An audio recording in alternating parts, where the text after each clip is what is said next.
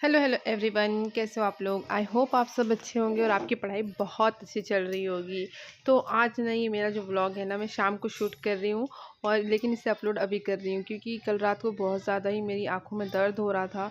Guys, मैं एक suggestion दूँगी, आप पढ़ाई करिए लेकिन अपनी हेल्थ को भी देखिए, क्योंकि हेल्दी रहेंगे तभी तो आप पढ़ाई कर पाएंगे। नहीं तो एग्ज़ाम के टाइम फिर ऐसा होता है ना कि हम पढ़ना तो बहुत कुछ चाहते हैं लेकिन तबीयत हमारी अच्छी नहीं होती, तो उसकी वजह से हम पढ़ नहीं पाते हैं। तो पहले हेल्थ को भी देखिए, बिकॉज़ हेल्थ इज़ वेल्थ। अब यहाँ शाम के टाइम ना मैं पढ़ाई कर रही थी, जिसमें मैं पढ़ रही थी।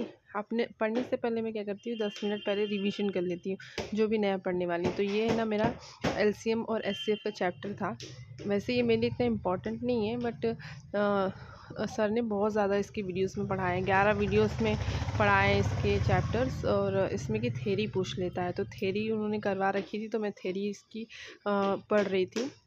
वैसे तो मैक्सिमम टाइम क्वेश्चंस ही आते हैं, लेकिन एलसीएम एचसीएफ ऐसा चैप्टर है ना जिसके क्वेश्चन आपको हर जगह देखने को मिलेंगे और उसकी हेल्प से आप दूसरे जो लेसन है उसमें भी आप क्वेश्चन सॉल्व कर पाओगे। आज घर में कोई नहीं था तो मैंने अबाउट अबाउट 2 आवर्स मैंने पढ़ाई की थी, 2 घंटे से ज़्यादा ही पढ़ाई की थी, जिसमें मैंने 2 लेक्चर एलसीएम एचसीएफ की किए थे और आधा घंटा मैंने रिवीजन में लगाया था। क्योंकि अगर आप पढ़ने के साथ रिवीजन नहीं करोगे ना और आप सोचोगे कि मैं एक बार रिवीजन करूँगा, तो ऐसा कभी नहीं होता है। मेरे केस में तो नहीं होता है। तो मैं क्या करती हूँ ना, पढ़ती भी रहती हूँ और पढ़ने के साथ साथ रिवीजन भी करती रहती हूँ। इससे ना मुझे पुराने कंसेप्ट याद रहते हैं और नए कंसेप्ट समझने में आसानी होती है। आप भी ऐसा करके देखिएगा, आपको अच्छा लगेगा, आपको पता चलेगा कि हाँ, ये आपको बहुत फ़ायदा दे रहा है। और मैंने जैसा बताया था आप लोगों को, लाइब्रेरी ज्वाइन कर लिया है। तो कल तीज है, इसकी वजह से मैं अब 2 दिन नहीं जाऊंगी। मैंने उनको पहले ही बता के रखा था कि मैं मंडे से आऊँगी, तो मैंने ज्वाइन कर लिया है। अब मैं मंडे से लाइब्रेरी जाऊंगी, क्योंकि ये हो जाता है ना कि मेरा 3 घंटे हमेशा स्टक रहेगा कि जहाँ मैं हमेशा पढ़ाई करूँगी, चाहे दिन में कुछ भी हो लेकिन 3 घंटे में पढ़ाई करूँगी, वो रूटीन कहीं बिगड़ेगा नहीं। वैसे तो 7 घंटे का टाइमिंग है, बट मैं 7 घंटे दे नहीं सकती, तो 3 घंटे तो मैं डेफिनेटली दूंगी, क्योंकि बच्चे भी हैं और घर भी है, तो वो भी देखना ज़रूरी है और काम के साथ साथ पढ़ना भी ज़रूरी है।